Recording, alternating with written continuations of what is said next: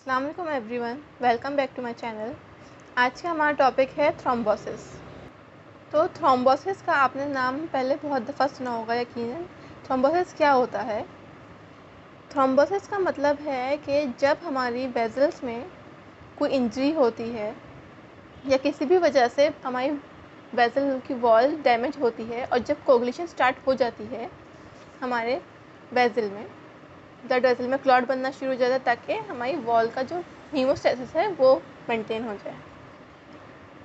तो जब coagulation factors जो होते हैं वो हद से ज़्यादा अपना काम कर लें, मतलब हद से ज़्यादा बनाते जाएं, बहुत इतना क्लॉटिंग करें, इतनी क्लॉटिंग करें कि जो वेसल का ल्यूमेन है वो पूरा ऑब्लिटरेट हो जाए और कोई भी मज़ीद ब्लड इससे पास ना हो सके, कोई भी ब्लड पास ना हो सके उस वेसल से। तो उसको हम कहते हैं थ्रोम्बोसिस। कि जो क्लॉटिंग फैक्टर्स हैं वो वेसल के ल्यूमेन को ऑब्लिटरेट कर दें और ब्लड फ्लो को रोक दें, इसको हम थ्रोम्बोसिस कहते हैं। अच्छा, तो अब थ्रोम्बोसिस के हमारे पास 3 प्राइमरी फैक्टर्स हैं जो कि हैं, पहला है एंडोथेलियल इंजरी, सेकंड है एबनॉर्मल ब्लड फ्लो और थर्ड है हाइपरकोगुलेबिलिटी।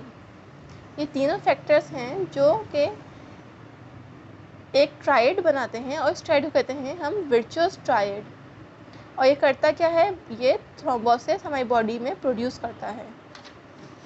अब हम एक एक करके इन सब को पढ़ेंगे।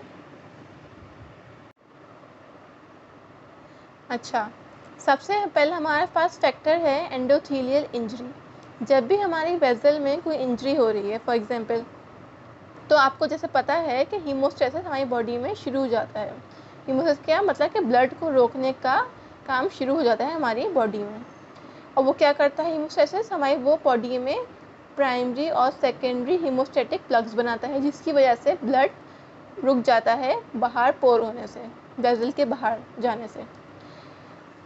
इसके लिए एंडोथेलियम को क्या करना पड़ता है? एंडोथेलियम एक तो पहले कुछ फैक्टर्स रिलीज करती है जो हेल्प करते हैं प्लग बनाने में, लेकिन उससे भी पहले एंडोथेलियम को अपने जो एंटीकोगुलेंट इफेक्ट जो होते हैं या फाइब्रोनोलाइटिक इफेक्ट जो होते हैं उनको ओवरकम करना होता है।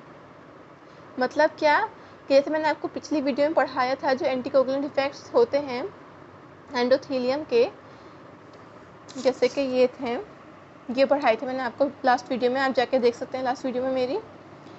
ये thrombomodulin tissue factor pathway, heparin like molecule क्या करते हैं कि ये रोके रखते हैं ब्लड को मज़ीद क्लॉट होने से, हीमोस्टेटिक प्लग बनने से। लेकिन जब एंडोथेलियम क्या करती है कि एंडोथेलियम कुछ ऐसे फैक्टर्स, कुछ ऐसे साइटोकाइंस रिलीज़ करती है जिसकी वजह से ये जो सब फैक्टर्स होते हैं, जैसे कि थ्रोम्बोमोड्यूलिन होता है, ये क्या करता है? ऑब्वियसली इनएक्टिवेशन करवाता है फैक्टर 5 की, फैक्टर 8 की। लेकिन थ्रोम्बोमोड्यूलिन में जब साइटोकाइंस रिलीज़ होंगे तो ये थ्रोम्बोमोड्यूलिन को डाउन रेगुलेट कर देंगे, जिसकी वजह से थ्रोम्बोमोड्यूलिन अपना काम नहीं कर पाएगा और हमारी बॉडी में कोगुलेशन स्टार्ट हो जाएगी, हीमोस्टेटिक प्लग बनना स्टार्ट हो जाएगा। इसी तरह पहले हमारी बॉडी में फाइब्रोनोलाइटिक इफेक्ट्स होते हैं जो कि फाइब्रिन बनने से रोकते हैं। लेकिन जब एंडोथेलियम एक्टिवेट हो जाएगी, कोई उसमें इंजरी हुई हुई है, तो वो रिलीज़ करेगी कुछ ऐसे फैक्टर्स जो कि इस फाइब्रिनोलाइसिस को रोकेंगे कि नहीं, फाइब्रिन हमें चाहिए, इसलिए फाइब्रिनोलाइसिस मतलब फाइब्रिन का ब्रेकडाउन रोक देंगे और हमारे पास फाइब्रिन का क्लॉट बन जाएगा। वो फैक्टर्स क्या होते हैं? वो होते हैं plasminogen activator inhibitors. Plasminogen activators inhibitors क्या करते हैं कि वो टीपीए को डाउन रेगुलेट करते हैं, मतलब उसका फंक्शन ख़त्म करते हैं, जिसकी वजह से प्लाज्मिनोजन प्लाज्मिन में कन्वर्ट नहीं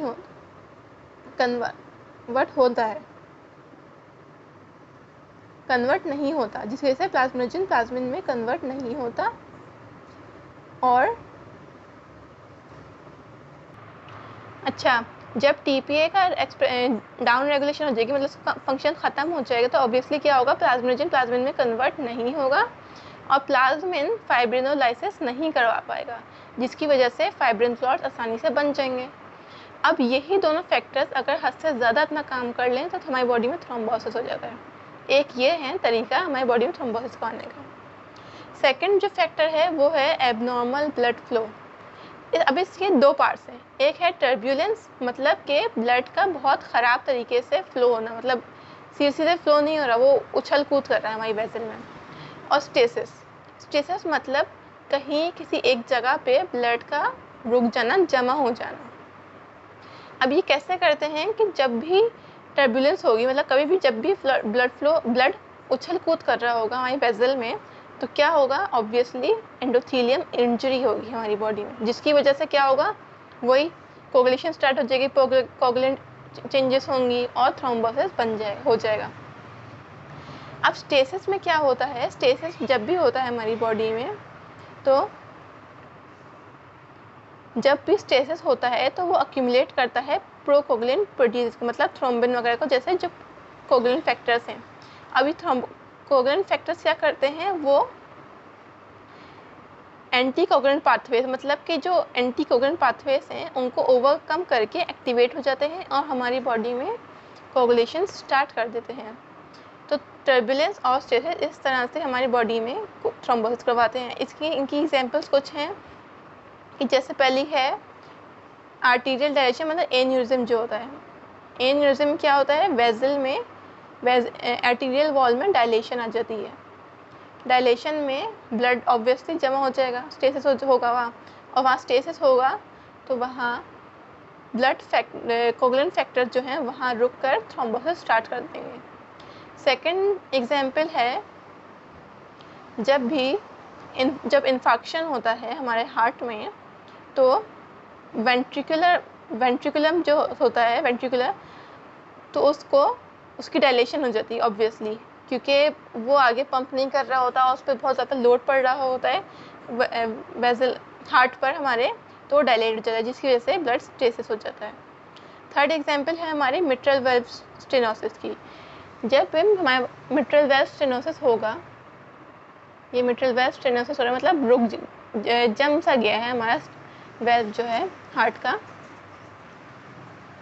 तो क्या होगा, जो पीछे एट्रियम है, लेफ्ट एट्रियम, वो वहाँ ब्लड जमा हो जाएगा, क्योंकि आगे तो जा नहीं रहा, तो पीछे जमा होता जाएगा और बहुत ज़्यादा जमा हो जाएगा, जिसकी वजह से एट्रियम जो है वो बहुत ज़्यादा डायलेट हो जाएगा और वहाँ ब्लड स्टेसिस हो जाएगा। जब ब्लड स्टेसिस होगा तो ऑब्वियसली थ्रोम्बोसिस स्टार्ट हो जाएगा। इस तरह ब्लड फ्लो हमारी बॉडी में थ्रोम्बोसिस स्टार्ट करवाता है। अब थर्ड जो फैक्टर है वो है हाइपर कोगुलेबिलिटी। हाइपर कोगुलेबिलिटी का मतलब क्या है कि जो कोगुलेंट फैक्टर्स हैं, जो क्लॉटिंग फैक्टर्स हैं ब्लड के, उनमें कोई ऐसी म्यूटेशन आ जाए, कोई ऐसी सब्स्टिट्यूशन आ जाए जिनकी वजह से वो हद से ज़्यादा क्लॉटिंग करने लगे हमारे ब्लड में, जितनी ज़रूरत नहीं है हमें, मतलब हमारी ज़रूरत से ज़्यादा क्लॉटिंग करने लगे, उसकी वजह से हमारी बॉडी में थ्रोम्बोसिस हो जाए। अच्छा, इसके प्राइमरी फैक्टर्स क्या हैं? एक तो म्यूटेशन आती है हमारे फैक्टर 5 में।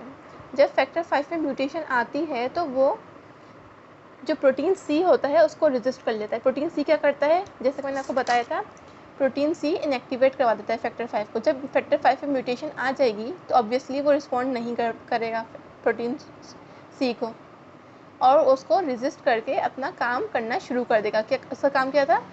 क्लॉटिंग में हेल्प करना। तो क्लॉटिंग हद से ज़्यादा करना शुरू कर देगा और प्रोटीन सी उसको रोकने के लिए होगा ही नहीं, क्योंकि उसकी कोगुलेशन, उसकी म्यूटेशन हो चुकी है फैक्टर 5 में। एक तो ये एग्जाम्पल हो गई। अब सेकंड एग्जाम्पल ये है कि जब प्रोथ्रोम्बिन की जीन में कोई सब्स्टिट्यूशन आ जाए, कोई म्यूटेशन आ जाए, जो कि यहाँ से बताई हुई है म्यूटेशन के सब्स्टिट्यूशन G2A में म्यूटेशन आ जाए, तो प्रोथ्रोम्बिन जीन हद से ज़्यादा प्रोथ्रोम्बिन बनाने लगता है, इंक्रीज प्रोथ्रोम्बिन। जब बहुत ज़्यादा प्रोथ्रोम्बिन बनेगा हमारी बॉडी में तो क्या होगा, जैसे कि प्रोथ्रोम्बिन बहुत ज़्यादा बन रहा है तो वो बहुत ज़्यादा थ्रोम्बिन भी बनाएगा, और थ्रोम्बिन क्या करता है, अल्टीमेटली फाइब्रिन क्लॉट बनाता है, जिसकी वजह से अब प्रोथ्रोम्बिन रुक ही नहीं रहा बनना, तो क्या होगा, बहुत ज़्यादा फाइब्रिन क्लॉट्स बनते जाएंगे। थर्ड एग्जाम्पल हमारी क्या है, होमोसिस्टीन। अच्छा, अब हमारे पास एक एंजाइम होता है cystathionine B synthase. Cystathionine B synthase क्या करता है कि होमोसिस्टीन को ब्रेक डाउन करवा के उसका काम करता है हमारी बॉडी में। हमारी बॉडी में केमिकल फंक्शन होता है हमारी होमोसिस्टीन का, जो करवाता है break down cystathionine B synthase. लेकिन जब इस सिस्टर थायोन बी सिंथेसेस की डेफिशिएंसी हो जाएगी बॉडी में हमारी, तो क्या होगा, तो वो होमोसिस्टीन को ब्रेक डाउन नहीं कर सकेगा ऑब्वियसली। और जब होमोसिस्टीन ब्रेक डाउन नहीं होगा तो वो क्या करवाएगा, थ्रोम्बोसिस, वीनस थ्रोम्बोसिस या आर्टीरियल थ्रोम्बोसिस। सही है। अब थर्ड हमारे पास लास्ट है एग्जाम्पल, जब एंटी थ्रोम्बिन 3, प्रोटीन सी या प्रोटीन एस, ये तीनों चीज़ें anti coagulant effect of endothelium में के लेक्चर में है, वो आप वहाँ जाके देख सकते हैं। ये तीनों चीज़ें एंटी कोगुलेंट स्टेट में हेल्प करती हैं। लेकिन जब इन तीनों चीज़ों में डेफिशिएंसी होगी या कोई म्यूटेशन आ जाएगी तो ऑब्वियसली एंटी कोगुलेंट इफेक्ट ये तीनों चीज़ें नहीं दे सकेंगी, जिसकी वजह से कोगुलेशन हमारी बॉडी में स्टार्ट हो जाएगी और उसकी वजह से वीनस थ्रोम्बोसिस या रिकरेंट थ्रोम्बोएम्बोलिज्म हमारी बॉडी में हो जाएगा। आज का लेक्चर हम यहीं तक रखते हैं। आई होप आपको समझ में आ गया होगा। अगर कुछ समझ में नहीं आया तो आप मुझसे पूछ सकते हैं कमेंट सेक्शन में, और इसके बाद हम बाकी अपना थ्रोम्बोसिस का लेक्चर ख़त्म करके आगे बढ़ेंगे। Stay tune. अल्लाह हाफ़िज़।